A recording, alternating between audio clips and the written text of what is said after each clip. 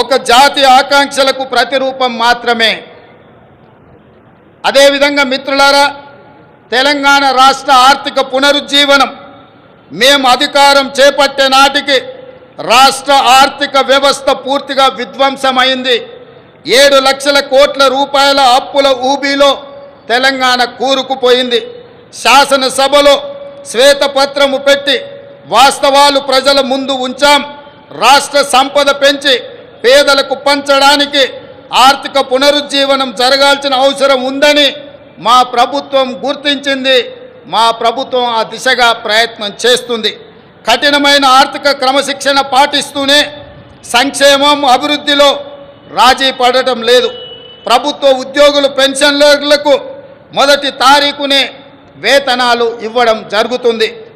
అదేవిధంగా మిత్రులారా, గ్రీన్ తెలంగాణ 2050 స్వల్పకాలిక ఆలోచనలు కాదు, దీర్ఘకాలిక ప్రణాళికలతో భవిష్యత్తుకు పునాదులు వేస్తున్నాం. మొత్తం తెలంగాణకు గ్రీన్ తెలంగాణ 2050 మాస్టర్ ప్లాన్ తయారు చేస్తున్నాం. రాష్ట్రాన్ని 3 జోన్లుగా విభజిస్తున్నాం. హైదరాబాద్ ఔటర్ రింగ్ రోడ్డు పరిధిలో ఉన్న ప్రాంతాన్ని అర్బన్ తెలంగాణగా, ఔటర్ రింగ్ రోడ్డు నుంచి రీజనల్ రింగ్ రోడ్డు మధ్య ప్రాంతాన్ని సబర్బన్ తెలంగాణగా, రీజనల్ రింగ్ రోడ్డు నుండి తెలంగాణ సరిహద్దుల వరకు ఉన్నది గ్రామీణ తెలంగాణగా నిర్ధారించాం. ఈ 3 జోన్లలో ఎక్కడ ఎలాంటి అభివృద్ధి జరగాలి, ఎక్కడ ఏ రకమైన మౌలిక సదుపాయాల కల్పన జరగాలన్నది ఈ మెగా ప్రణాళికలో విస్పష్టంగా తొందరలోనే ప్రకటిస్తాం. హైదరాబాదు నగరానికి ఒకనాడు తలమానికం మూసీ నది.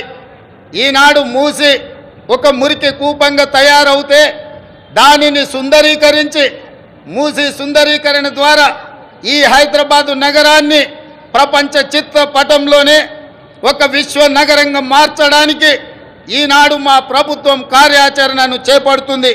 మూసీ సుందరీకరణ పథకం ద్వారా పరివాహక ప్రాంతాన్ని ఉపాధి కల్పన జోన్గా తీర్చిదిద్దబోతున్నాం. ఈ పథకానికి ఇప్పటికే 1000 కోట్ల రూపాయలు కేటాయించాం. హైదరాబాద్ బ్రాండ్ ఇమేజ్ని ఈ పథకం మరో స్థాయికి తీసుకెళ్తుందనడంలో సందేహం లేదు. పర్యాటకం, ఆర్థికం, పర్యావరణం ఈ 3 కోణాలు ఇందులో ఉన్నాయి.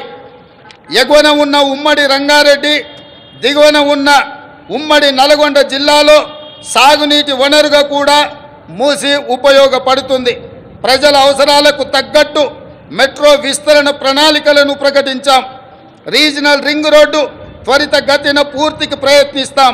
తక్కువ ఖర్చుతో ఎక్కువ నీరు ఇవ్వగలిగే సాగునీటి ప్రాజెక్టులకు తొలి ప్రాధాన్యత ఇవ్వడం జరుగుతుంది. రాష్ట్ర ఆర్థిక పునరుజ్జీవానికి అవసరమైన అన్ని నిర్ణయాలు తీసుకోవడం జరుగుతుంది. అన్నిటికంటే ముఖ్యంగా మిత్రులారా, ఈనాడు తెలంగాణ రాష్ట్రాన్ని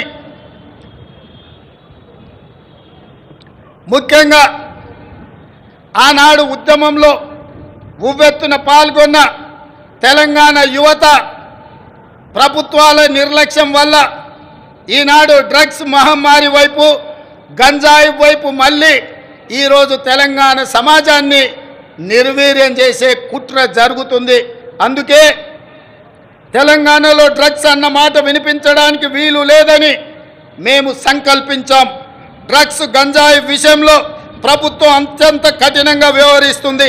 టీ-న్యాప్కి పూర్తి సహకారం, స్వేచ్ఛను ఇస్తున్నాం. అవసరమైన నిధులు ఇస్తున్నాం. డ్రగ్స్ విషయంలో ఎంతటి వారు ఉన్నా వదిలే సమస్య లేదు. ఈ విషయంలో వ్యక్తిగతంగా నేను చాలా పట్టుదలతో ఉన్నాను. మన భవిష్యత్తు, యువత భవిష్యత్తుకు సంబంధించిన ఈ అంశం. అందుకే ఉక్కు పాదంతో అణిచివేయాలని